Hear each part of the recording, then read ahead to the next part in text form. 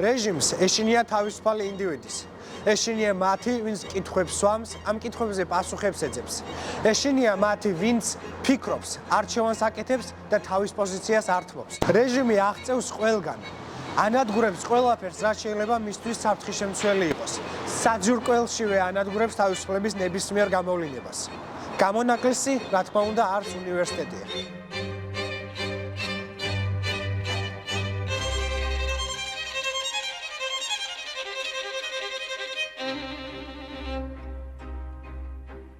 პირიქით, სტუდენტი ნებისმიერი დიქტატორული რეჟიმისთვის პრობლემაა. ახალგაზრდა, რომელიც სწავლობს, ფიქრობს, ეჭვობს, უკვე საფრთხეს წარმოადგენს რეჟიმისთვის. ხოლო საფრთხეს რას უშვებით, ვანეიტრალებთ.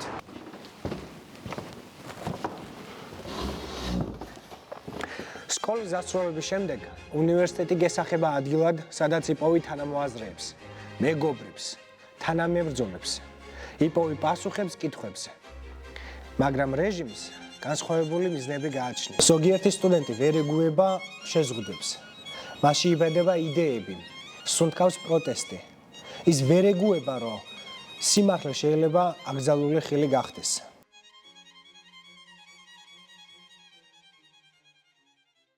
სწორედ ამიტომ რეჟიმი ცდილობს უნივერსიტეტი აქციოს ადგილად, სადაც იბადება ერთნაირი იდეები, ერთნაირი შეხედულებები, ერთნაირი შიშები. ის ცდილობს უნივერსიტეტი აქციოს ადგილად, სადაც იბადება არა მომავალი, არამედ მორჩილება.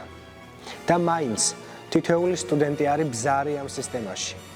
თითოეული წიგნი, რომელიც შეიცავს აკრძალულ შინაარსს, არის პროტესტის დასაწყისი. ნუ გეშინია თავისუფლების. იფიქრე.